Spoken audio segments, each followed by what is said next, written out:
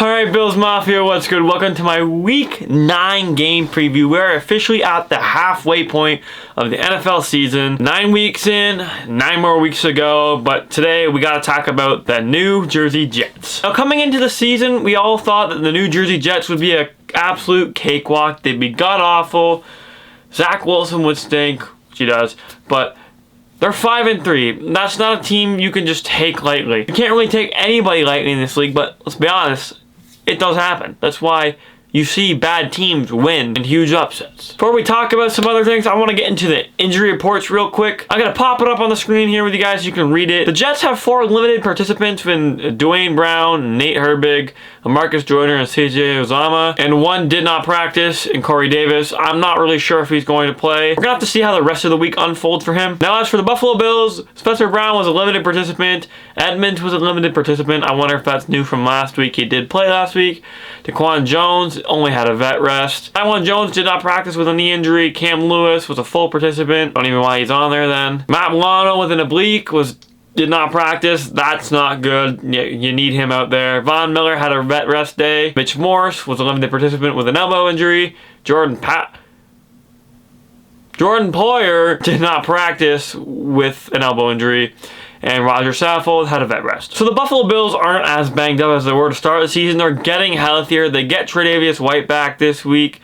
Still not sure if he'll play, but he has been activated off the PUP list. So he is available. He's healthy. He can play. We just don't know yet. He isn't on the injury list, which should be good news. Hopefully he plays this week because it'll help make this team even better than they already were. Next, I want to pop up some team stat comparables where these two teams compare to the rest of the league. Now, the only really notable ones here for the Bills are offensive yards per game. They're first.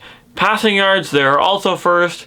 In points per game, they are second with 29 points per game. As for the Jets, their only really notable one offensively is passing yards per game, and they're 14th, so they're really mid. They're just mid. Are one of the worst third down teams in the league, so hopefully the Bills can get a lot of stops there on third down. Now, defensively, the Bills have a couple notable ones, mainly yards per game, passing yards per game, rushing yards, and points per game. They are first with 14 points allowed per game. And honestly, surprisingly, the Jets defense has been really good this year. They're allowing 6th best, 328 yards a game. They're 10th in passing yards allowed per game at 203.4. Rushing yards, they're also top 10 allowed per game. And points per game allowed, they're 11th. And third down percentage, they're better than us. So this could end up being a pretty good game. Now that we've gone through that, I gotta get into some problem players. And I have one problem player for the Jets, and it's Sauce Gardner. Now, if the Bills were a bad team last year, which they're not because we had Josh Allen, this is the guy I wanted in the draft. I wanted Sauce Gardner. He's big and he's fast, and he's already one of the NFL's elite cornerbacks. He's very good at closing that space very fast. That separation that you have can be gone in an instant because he just gets there so quickly. You don't even realize it before he's got his arms around you, he's tackled you, or batted the pass away. He currently leads the NFL in those passes defended with 12, and he has allowed a pass rating below 70. So he's one of those guys that you just don't want to throw at.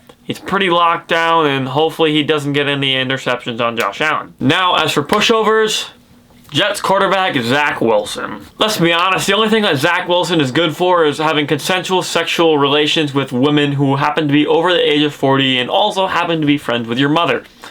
He is hot dog ass at football.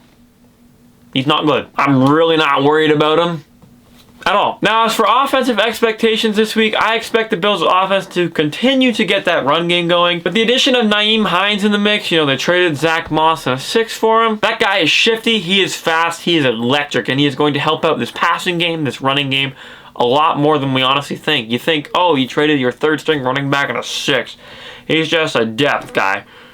Which is the case. I still think Devin Singletary is running back 1 for now. But Nyheim Hines has some potential to be very good for this Bills offense in this Ken Dorsey scheme. He can get to the outside real fast in those outside zone plays. And he has house speed. He can take it to the house at will, just like that. He is so fast, so fun to watch, and hopefully he can elevate this offense even more. Now, as for defensive expectations, I expect several interceptions, turnovers forced by this defense. Like I said, I think Zach Wilson is dog shit, the biggest piece of dog shit I have ever seen in my entire life. He is the worst quarterback in the NFL. If Zach Wilson was as good at football as he was as banging hot moms, he would be the best quarterback to ever touch earth, okay? But he's not. He throws interceptions on throwaways because he's just that bad. Even I wouldn't do that. And I'm making a video about him. I'm a nobody, but that's besides the point, okay? This Jets team is good enough. This Jets team is good enough to pick on bad teams, and I honestly think they are a quarterback and maybe some O-line pieces away. However, I don't think it's going to be enough to get past the best team in football, especially the best defense and the best offense. Now, as for stat line predictions, I have Josh Allen going 22 for 29, 369 nice yards, 3 touchdowns and an interception. I just got a feeling that Josh Allen has more turnovers coming. He had a really bad game last week. Still threw 2 touchdowns. He had 52% completion last week. Hopefully he doesn't throw any interceptions, and Zach Wilson does, because then Jets fans can be like, oh, the cringe stuff that they'll say on Twitter. Nobody cares. Now, as for a score prediction, I have 34-10 Buffalo. I don't think this will be a close game at all. I think the Bills will put them away early, like they do most teams. Defense is going to come in clutch. I hope Trey White gets an interception if he's playing. And I hope the boys can get the job done on Sunday and move to 7-1. One of the best starts they've had in a very, very long time. That's going to be it for this video, Bills Mafia. Thank you so much for watching. I appreciate all your support on these videos. It really means the world to me. Make sure to leave a like on this video and put your thoughts about this game, your predictions in the comments down below. And on your way out, please subscribe. It really helps with the channel, and I would greatly appreciate it. Trying to hit 1,000 subscribers by the end of the season, so it would mean the world to me, guys. Thank you so much. And as a wise man once said, go Bills.